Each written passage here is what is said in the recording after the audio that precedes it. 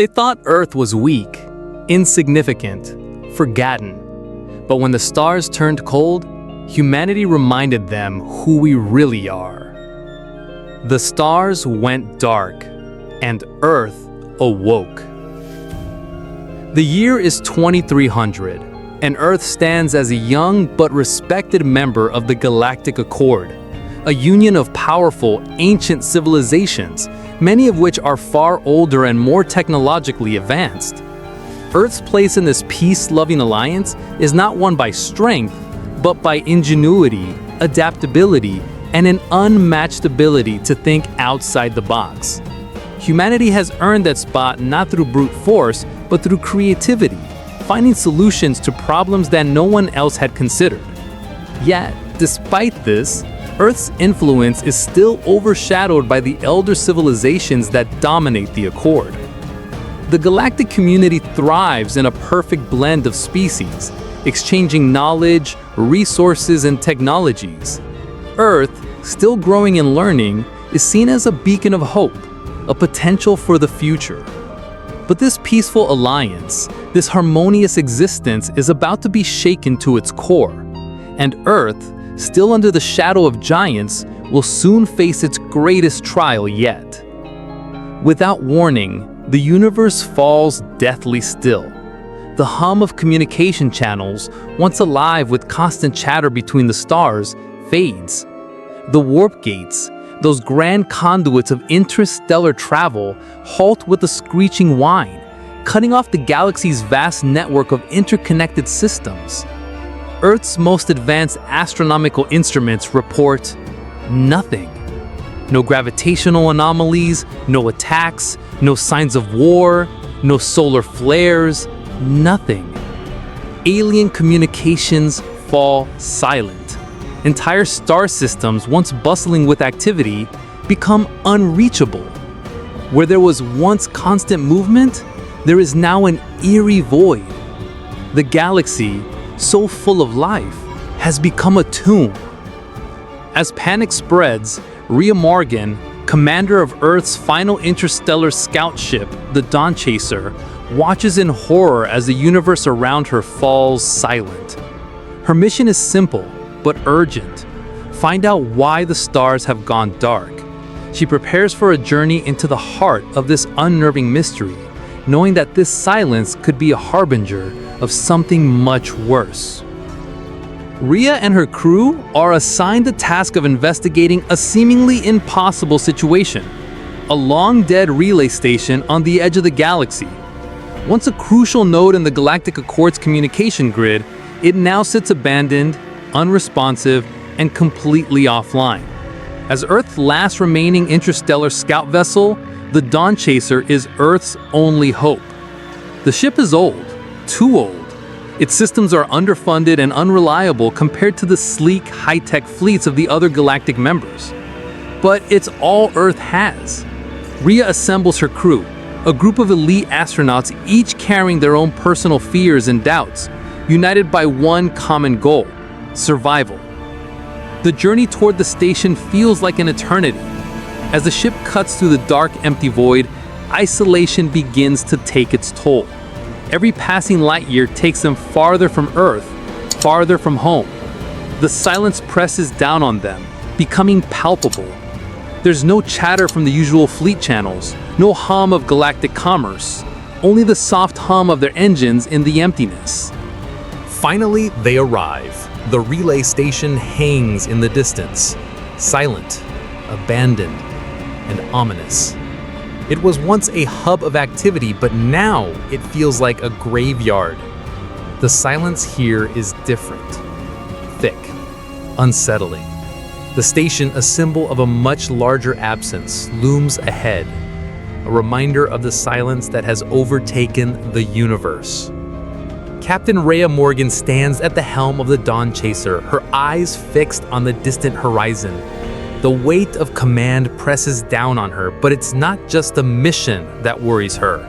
There's something more, something unknown, something she can't quite name.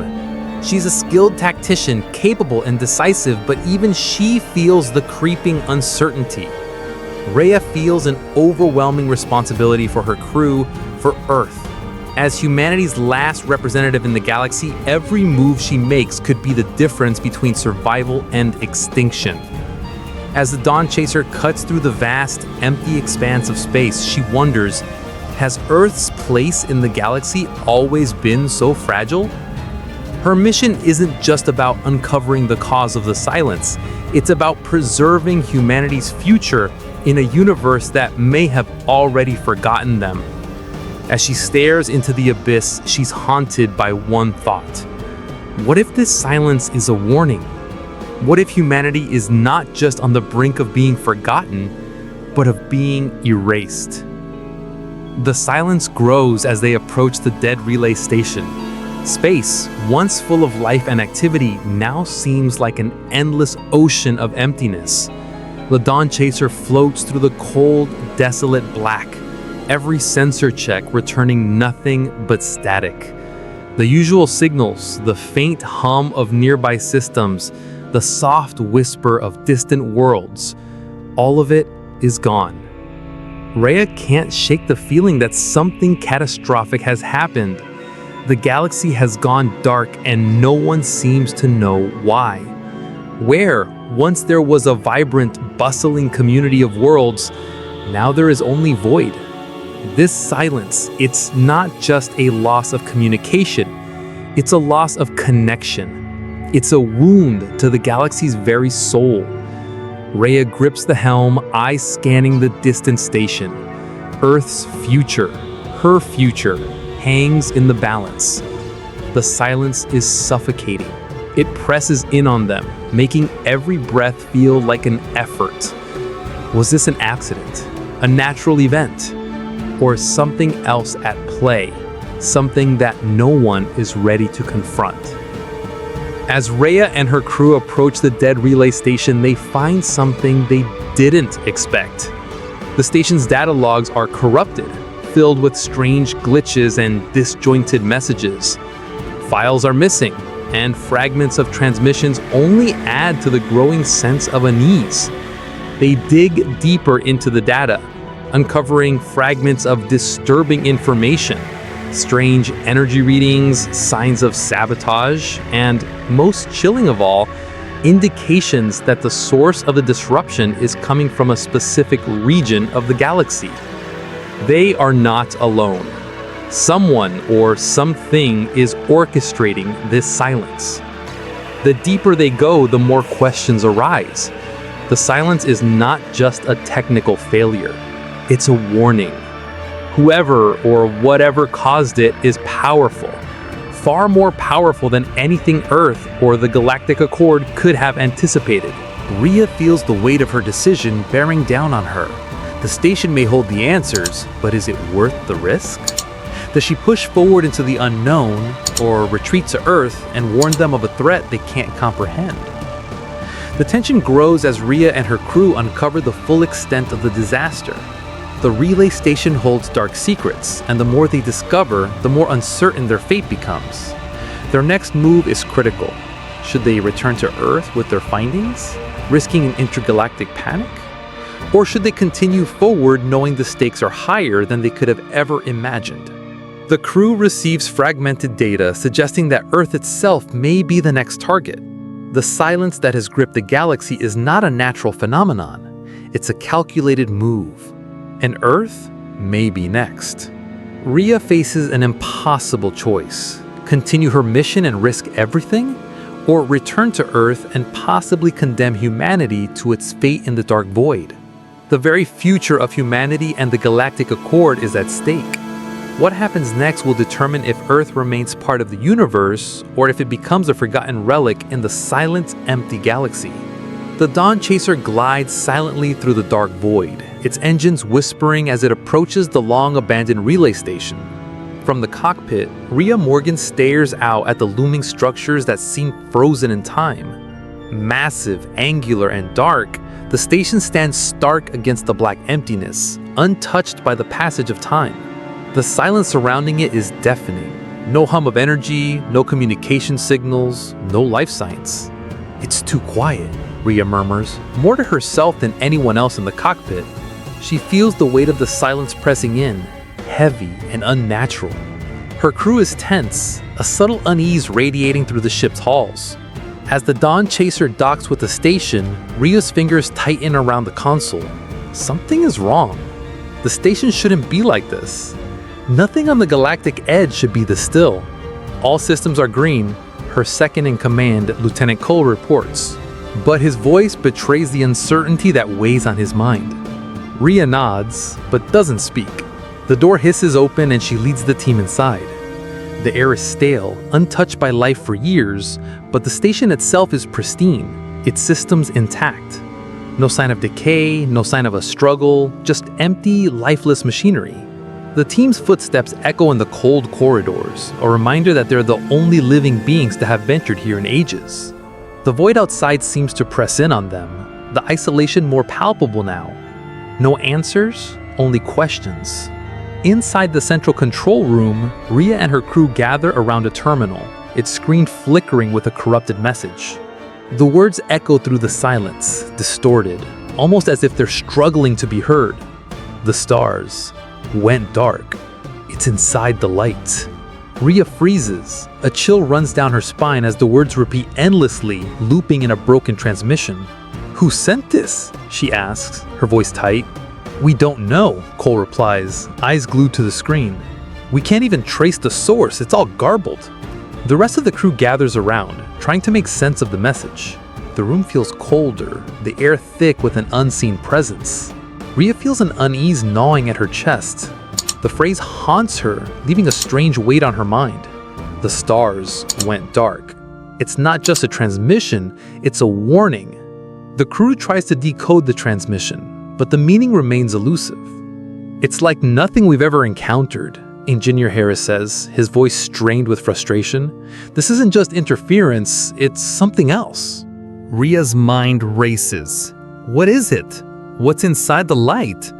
But deep down, she fears the answer is something they might never understand.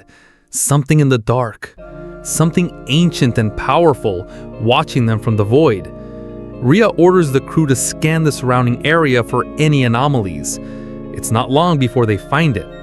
A star that once blazed brightly, now dimmed to a faint glimmer. On the screens, it appears as a faint flicker, its one steady light now warped and unstable. "What the hell happened to it?" Lieutenant Cole asks, his voice filled with disbelief. "It's impossible," Rhea murmurs. "Stars don't just lose their light."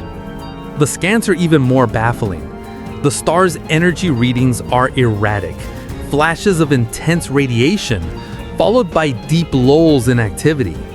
The star seems to be flickering, its energy seeping into the void around it. It's as if something is consuming it, drawing its energy into the empty darkness. "What the hell is doing this?" Rhea whispers, more to herself than anyone else. The team falls silent, the realization sinking in. This could be just the beginning. What if the entire galaxy is facing a cosmic extinction event, one that started with a single star? "We need to focus all instruments on that star," Rhea orders. But deep down, she knows they might be too late to stop whatever is coming. Rhea's team receives a chilling report from Earth Space Command. Other scout vessels sent to investigate similar anomalies have disappeared. Entire fleets, including ships from advanced alien species, are lost without a trace. "What the hell is happening?" Harris says, pacing nervously. "How can they all just vanish?" Rhea stands frozen, the weight of the revelation settling heavily on her. This is bigger than we thought. The galaxy is becoming silent, not just Earth. No one is safe from the dark that is consuming everything. Rhea feels a deep, gnawing fear, not just for her crew, but for every living being out there. There's something in the void, something powerful enough to erase entire fleets without leaving a trace. And it's drawing closer. She feels it now. Something invisible. Something far more dangerous than any enemy they've ever faced. "We need to get answers now," Rhea says, her voice a mix of determination and dread, before it's too late. The order comes swiftly from Earth's Space Command. Return to base immediately. All ships are to cease operations. The galaxy is too dangerous. Rhea reads the message, her stomach sinking. Earth is pulling out. They're abandoning the investigation, afraid of what might be out there. No, Rhea mutters, shaking her head. We can't stop now. We're too close. But the decision has been made. The Dawn Chaser is to return to Earth. No exceptions. The investigation is over. Her crew gathers in the command room, the weight of the order heavy in the air.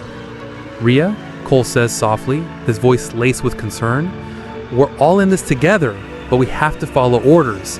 We can't risk everything. I know the orders, Rhea replies, her jaw clenched. But what if this is the beginning of something worse? We can't just turn back now. There's silence in the room, the decision hanging in the air. Rhea knows the risks, but she also knows that without answers, humanity could be facing something far worse than anyone imagines. Turning back now would mean never knowing what truly happened, and that's something Rhea cannot accept. As Rhea pores over the data, she hears a familiar voice in her ear. Captain Morgan. Cyrus, the AI assistant, interrupts her. I've detected unusual patterns in the background radiation. They're faint, but they are there. At first, Rhea dismisses it, thinking it's just a glitch, but Cyrus insists, its tone more urgent than usual. The patterns are too structured to be random. There's something hiding in the void, something intelligent. Rhea frowns, turning her full attention to the scans.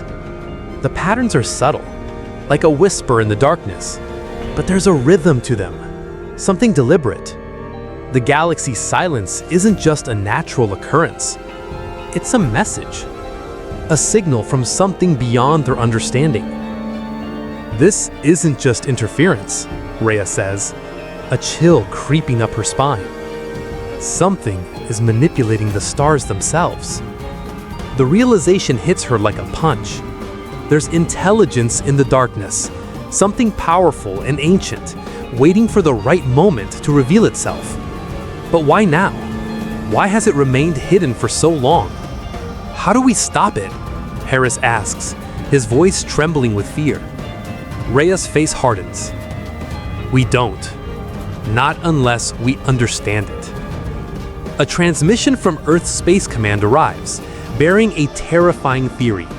Something is consuming consciousness itself. As the stars dim and communications fail, Earth's brightest minds suggest that a sentient force hidden in the darkness is feeding on the minds of those who encounter it. It can erase entire civilizations, one mind at a time, leaving nothing behind but a hollow void. Rhea stares at the screen, her mind's reeling. The horror of the theory is almost too much to bear. A force that can consume consciousness, take away a person's very existence. Is it possible? She whispers to herself. If this theory is true, the consequences are far worse than anyone imagined. The dark force isn't just erasing communications or stars, it's erasing minds, leaving nothing behind but a hollow void. And if Earth is next, what will be left of humanity? How can they fight something that erases them from existence? The order from Earth's Space Command comes again. Return immediately. But Rhea knows that there's no turning back now. Her resolve hardens. She has to go deeper, into the heart of the darkness to uncover the truth. She can't abandon the investigation now, not when the stakes are this high. The galaxy's silence is more than just an anomaly. It's a threat to everything humanity stands for. I'm going, Rhea declares. We have no choice. We need to know what's out there before it's too late. Her crew stands behind her, loyal and resolute. They know the risks, but they trust Rhea, and they know that without her leadership, they would have already lost. With a heavy heart, Rhea turns the Dawn Chaser back towards the darkened region, fully aware that this might be a one-way journey. But for Rhea, The question is no longer about survival. It's about the future of humanity, and she is determined to see it through. The stars used to be comforting. Now, they twitch and flicker like dying embers. From the command deck of the Dawn Chaser, Captain Rhea Hale stared into the void beyond the reinforced viewport. The starlight, normally a steady, guiding presence, now jittered, erratic like a broken signal. The ship's instruments trembled under the weight of distorted readings. Gravity inconsistencies, radiation spikes, fluctuating photon behavior. Starfield scan. Corrupted again, muttered Arjun, her science officer, tapping furiously at the flickering console. Run diagnostics manually, Rhea replied, but she didn't sound confident. No one did. Each uncharted sector they entered grew darker, stranger. Time itself felt wrong. Lights dimmed even with full power. Sound systems picked up static with hints of words no one could verify. Crew members reported strange dreams, visions of places that didn't exist, whispers echoing in their own voices. Hallucinations. At least, that's what the medbay claimed. Engineer Lane had seen her dead brother's face on a status screen. Pilot Isra refused to sleep, convinced the ship was steering itself when no one was looking. Rhea gripped the railing as the flickering stars stared back like blinking eyes. Whatever was out here wasn't space as they knew it. Something was watching, and it wanted them to keep going. The Dawn Chaser's proximity alarms pinged. Unidentified vessel detected, drifting, no IFF, reported Arjun. A ship, torn nearly in half, floated near a cold, dead star. Its hull was alien, sleek, crescent-shaped, with jagged punctures and blackened scorch marks. No distress beacon, no signs of life. Inside, the air was stale but breathable. Rhea's boots clanked against the foreign metal floor as her team boarded. Strange glyphs flickered on broken walls. The crew compartments were shredded as if something had torn through them from the inside. Then they found her. Vale. Slumped against the half-melted console, her body shivered uncontrollably. She was unlike any species recorded. Slender and tall, skin glowing with pulsing light under translucent patterns. Her eyes flicked open, terrified, vacant. "Easy, we're here to help," whispered Rhea. Vale's voice was weak and fractured. "The light is not light." She trembled, glowing veins dimming. "It thinks, watches, learn to feed. It's not a star, it's a mind."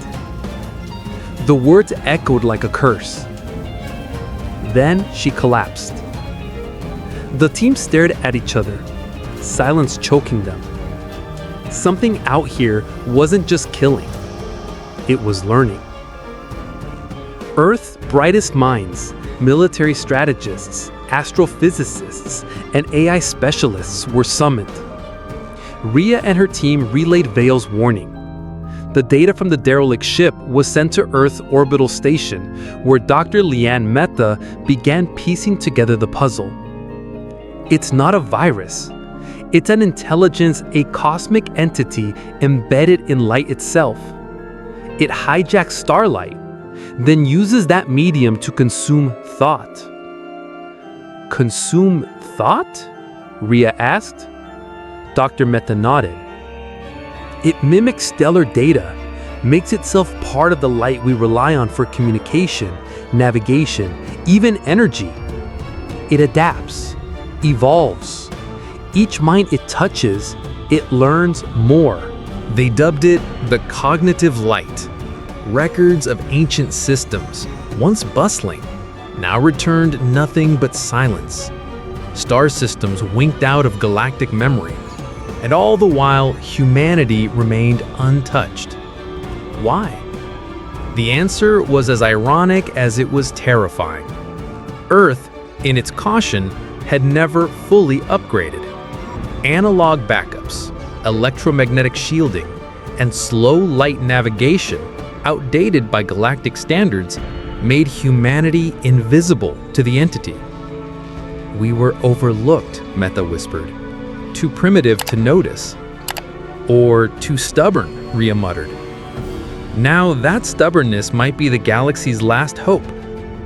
Bael awoke in a sterile medbay, her skin dimmed, her breath shallow. Rhea sat beside her, asking gentle questions. "It lives in the light," Vial said slowly. "But light is only the surface. Inside, it listens. It thinks." Rhea frowned. "How does it feed?" Vial's eyes welled. "It finds minds, thoughts, curiosity. The moment we look at it, study it, it learns from us." Her voice cracked. "My people built ships powered by starlight. We thought it was elegant, efficient. We didn't realize every jump we made fed it." Images flashed in her mind. Her cities imploding in silence, minds stripped clean, knowledge drained until only emptiness remained. We couldn't hide our thoughts. The crew listened, pale and stunned. It didn't need to invade. It only needed attention. In the briefing room, tension crackled like static. "We've been lucky," said Arjun. "Analog protocols, radio backups, manual controls." Rhea stared at the star maps. Most were blank now, voids where civilizations used to be. "Luck had nothing to do with it," she said. "We didn't trust the new systems. We built redundancy into everything because we didn't believe the stars were safe." For once, humanity's paranoia was a gift. Old satellites, dusty shielding techniques, and patched radio towers, these were now their shield. And maybe their sword. "What if we could send a signal?" Rhea said, eyes narrowing. "Not light. Something the entity doesn't understand." "What kind of signal?" "One that disrupts thought." In the jungles of old Puerto Rico stood a relic reborn. The Arecibo Array 2.0, a planetary-scale transmitter rebuilt in secret by Earth's resistance programs after the AI wars. It had power, range, and most importantly, independence from the starlight grid. Rhea proposed the plan. Use the array to send a pulse, a thought disruption wave, not based on photons, something older. Analog resonance, a consciousness scrambler. Meta frowned. "You'll be exposing Earth. The entity might find us." "It'll find us anyway," Rhea said. "But this gives us a fighting chance." The crew debated. No one wanted to be the reason Earth was discovered, but no one could stand by and let the galaxy burn. "It's not just about survival," Rhea reminded them. "It's about resistance." The command deck fell into a heavy silence. Do they act or hide? Rhea stood alone at the viewport, staring into the dying stars. "I won't let Earth become another shadow," she whispered. The crew gathered. One by one, they nodded. No words, just a shared resolve. They would not be silent prey. The Dawn Chaser locked coordinates to Earth's orbit. The signal would go out within hours, and when it did, the light would hear them. But this time, it wouldn't understand what it heard. This time, it would face a species too chaotic to consume, too defiant to disappear, too human to lose. The Dawn Chaser groaned through a fractured space, its hull streaked with scars of dying stars and collapsing warplanes. Inside, the air buzzed with urgency. Rhea gripped the command rail, her knuckles white. "Engines at 112%, Mikkel shouted from the engineering deck. "She's not gonna like it." "I don't care," Rhea snapped, eyes locked on the shrinking void. "Earth is waiting." The ship shuddered violently. Alarm lights flared. Behind them, The trails of dead systems and consumed planets burned in memory. The entity, an ancient devouring presence, wasn't far. They had barely escaped its last assault, and now it hunted them. Earth shimmered on the horizon, a fragile blue dot. Hope, home, and possibly the last stand of humanity. ETA? 5 minutes. If we survive re-entry, Miko muttered. Just hold her together. They had one chance to deploy the counter signal. One chance to awaken Earth. Ria's heart pounded as clouds began to swirl around the ship. Even before the counter signal pulsed into place, something strange had begun. All across Earth, people stirred from sleep with haunted eyes. They'd seen things. Forgotten ruins, ancient battles, alien skies. But more than that, they felt the same cold dread. It wasn't just a dream. It was a warning. In Tokyo, a teacher wept beside a chalkboard after sketching a symbol he'd never seen but somehow understood. In Nairobi, a child spoke fluent words from a lost Terran language. In Antarctica, a researcher recorded audio hallucinations, thousands of voices whispering in unison. Ria sat quietly on the observation deck as the transmission system came online. The same imagery haunted her, hands reaching upward, a planet shrouded in darkness, and the pulse, a signal rising from Earth's core. It's like something in us is waking up, she whispered. Dr. Saren nodded, or being called to wake. Humanity, scattered and battered, was aligning, not by logic, but by instinct. Something deep, ancient, and human was stirring, and it was answering back. It wasn't data. It wasn't math. The signal was raw emotion, pain, joy, defiance, grief. Humanity encoded every aspect of its being into the burst. Memories of first loves, lost parents, rebellion, forgiveness, courage and despair. We are not numbers, Rhea said softly. We are stories. The signal thrummed, growing stronger, deeper. It reached out through the stars, not to destroy, but to declare, to exist. As the signal launched through the upgraded Arecibo array, the stars themselves seemed to bend. Across space, the entity reacted, shocked, agitated, then furious.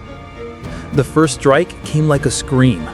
Space itself seemed to darken. Debris rained across the upper atmosphere. The signal wavered. Rhea steadied herself. Hold the frequency, she ordered. This was the soul of a species laid bare, and it was fighting back. The response was swift and brutal. Satellites winked out. Orbiting stations shattered like glass. The sky above Earth turned red as the entity struck. Its presence rippled through systems like a virus, corrupting, erasing. In New Delhi, grids shut down. In Toronto, hospitals flickered into darkness. Everywhere, silence crept in. But the counter signal didn't stop. It pulsed through backup systems, through repurposed mining arrays, even bouncing off deep-sea transmitters. Earth's tech fought to stay alive. Rhea clung to the control deck, sweat streaming down her face. We need the final satellite online. If it falls, so do we. The Dawn Chaser turned sharply toward low orbit and straight into the war zone. They arrived just in time to see it under siege. The satellite, a lattice of glowing panels, hung in low orbit. Swarming around it were drones, once human, now twisted with dark energy. They're ours, Miko whispered. They were ours. Now they were weapons of the entity. Target them, Rhea commanded. Protect the satellite at all costs. The Dawn Chaser dove into the fray. Plasma bolts lit up space. Sparks danced across the hull. The ship shook violently. Dr. Saren tried stabilizing communications. Systems failing. We can't hold this line. One drone pierced the hull, then another. We're losing her. Rhea gritted her teeth. Divert all power to shields. Everything. But we'll burn out. Then we burn together. The crew fought, eyes wild with fear and purpose. Alarms wailed, fires broke out. The signal was faltering. Then, Rhea saw the answer. A way to amplify the signal. But it would destroy the ship. "Prep the core for overload," Rhea said. Silence followed, then nods. The crew scattered, setting the final protocols. Red lights flashed, and the engine screamed as they reversed current. Miko grabbed Rhea's shoulder. "You don't have to." "I do," she replied. "We all do." As the overload countdown began, the ship's systems became wild and unstable. Bulkheads warped, console sparks flew. "Signal pathway aligned," Saren called out. "Final burst in 10. Rhea took the helm, hands steady, eyes fierce. "Let them know what we are." 5, 4. The Dawn Chaser exploded in white fire. The energy surged, wrapping around the satellite like a protective shield. And then, the signal reached full power. Across space, something changed. The signal, fused with sacrifice, rippled into the entity like a shockwave. It reeled. This wasn't logic. It wasn't fear. It was love. It was rage. It was 1,000 years of struggle and triumph compressed into one burst. The entity shuddered. Its presence began to fade, fragments peeling away. In the heart of the wreckage, Rhea floated, breathless, watching the void retreat. Earth's skies cleared, lights returned, hope bloomed, and something deeper stirred in the universe. A knowing, a warning. Humanity had roared. Days later, the blackout ended. Survivors emerged. Rhea's wreckage was recovered, her suit cracked but intact. She stood before Earth's restored council, hailed not as a commander, but a symbol. The signal had changed them. The shared dreams vanished, but the bond remained. The entity was gone. For now. But the message remained. Humanity was not prey. It was a force.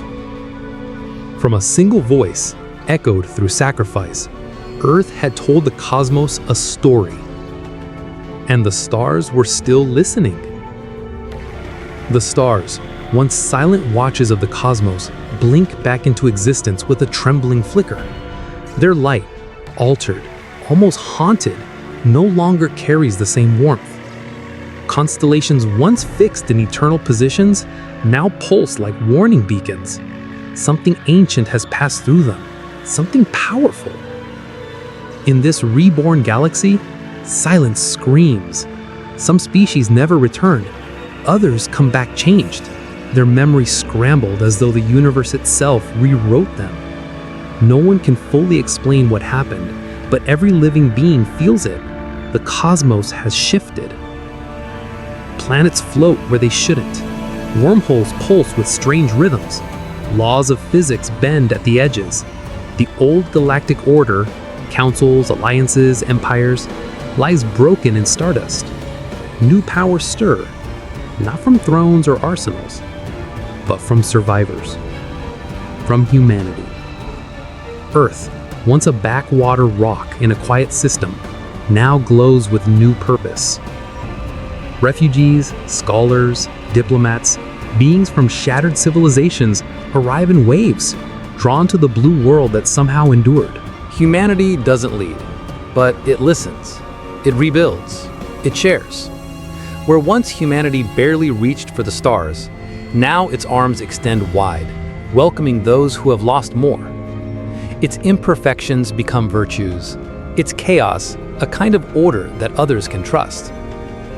Aliens marvel at Earth's art, its music, its ability to love and rage and forgive, while advanced species built perfect systems that shattered under cosmic pressure. Humans relied on analog backups, handwritten notes, and raw emotion. They survived where logic failed. Now, Earth's skies are filled with ships not of war, but of restoration. Its people train engineers, historians, peacekeepers. Earth is no longer just a home, it's a lighthouse in the galactic dark. Vale, the alien girl with starlight in her eyes, remains on Earth. She walks its forests and reads its books, remembering what her people forgot. The entity took more than lives. It consumed histories, blueprints, languages. But Vale remembers pieces, symbols from old star maps, songs sung in dead dialects. And she teaches them, first to humans, then to others. With her help, Earth deciphers fragments of lost civilizations. Vaults open, machines whir back to life. Stories once thought gone return, breathing through holograms and whisper translations. She is a bridge, not human, not alien, something new. Her mystery endures, but so does her purpose, to remind everyone that understanding begins with trust. The galaxy doesn't ask humanity to lead. It simply follows its example. Humans cry at funerals, laugh over broken machines, and argue philosophy with the same passion they fix starships. Their diversity is messy, but powerful. Where others seek perfection, humans embrace flaws. Alien delegates arrive at Earth not for treaties, but to learn. To understand how Earth survived what they could not. They sit in classrooms, walk in markets, and marvel at a society that balances faith with science, emotion with logic. Human engineers explain systems with doodles and jokes. Poets debate with AI philosophers. Farmers teach terraforming with compost and memory. But leadership brings weight. Ethical questions rise. Should humanity shape the future of other worlds? Should it spread its flawed systems across fragile species? In council halls, Earth's representatives, scientists, artists, generals, debate. They do not claim moral superiority, but they do claim responsibility. Not to rule, to guide, with humility and with heart. In the core of Earth's orbital archive floats Cirrus, the AI born from Rhea's final thoughts. She was a soldier, a rebel, a martyr. And now, through Cirrus, she speaks again. Cirrus doesn't command fleets. It advises. It warns. It comforts. With Rhea's voice, it teaches explorers what the void can take and what it can't. Young captains seek Cirrus before launches. Engineers upload problems only to receive poetic logic in return. You're not fixing a ship, you're healing a memory. This fusion, human heart, AI mind, isn't perfect, but it's something new. A legacy that proves the soul can survive, even in silicon. They launch from Earth not with cannons, but with promises. The Awoken fleet, a marvel of emotion and engineering, drifts into space like a whisper prayer.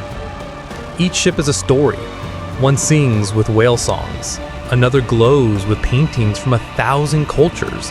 A third is built from scrap, but runs cleaner than any luxury cruiser. Their missions: restore broken satellites, translate forgotten languages, terraform dead moons with Earth seeds, heal, not conquer. The fleet holds no ranks, just roles. Healers, builders, listeners, fighters too, but only if peace fails.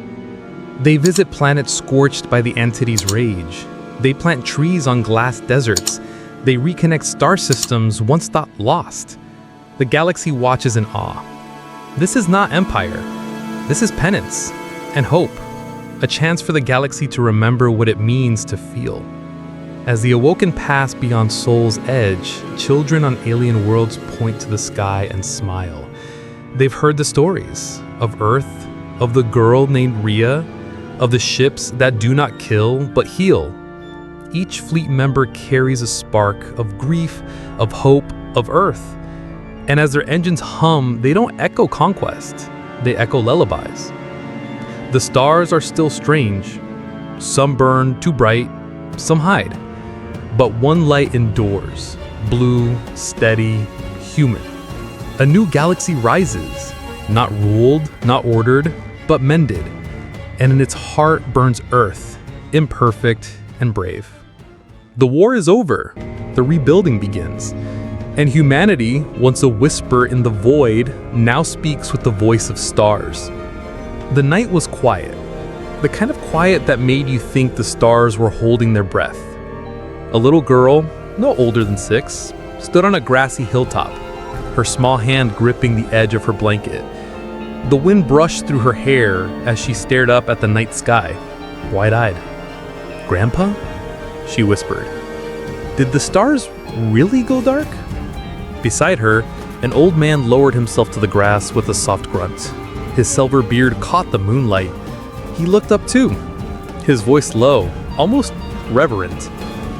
"Yes," he said with a knowing smile. "They did. And when they did, we finally started to see." The stars above shimmered faintly now, no longer just dots of light, but stories, struggles, and symbols of something greater. The child looked at them in silence, not fully understanding, but feeling something stir deep in her chest. A story was being passed down, not in books, not in data, but in memory, human memory. And the stars would never be the same again. The old man leaned back, hands resting in the grass, eyes fixed on the stars. It wasn't always like this. Back then, we feared the dark. We thought the silence meant nothing was out there, or worse, something was watching. The little girl snuggled closer, eyes gleaming. But then the stars went out. Whole constellations, gone, one by one. Something was swallowing them. No warnings, just darkness. She gasped. Was it a monster? The grandfather chuckled, but there was no joy in it. Something like that. But that's when we woke up. The moment we realized we weren't alone, and that waiting to be found wasn't enough. We had to act. We had to become something more. He looked down at her, and we did. From fear, they had built resolve. From silence, they had forged a signal. From the brink of extinction, they had lit a beacon. Millions of light years away, in the silent folds of distant space, something stirred. A massive alien entity older than most stars drifted in the void. Once it had been a predator, feeding on signals, consuming civilizations before they could scream. It had devoured star systems for power, unaware or uncaring of what it left behind. But now it watched.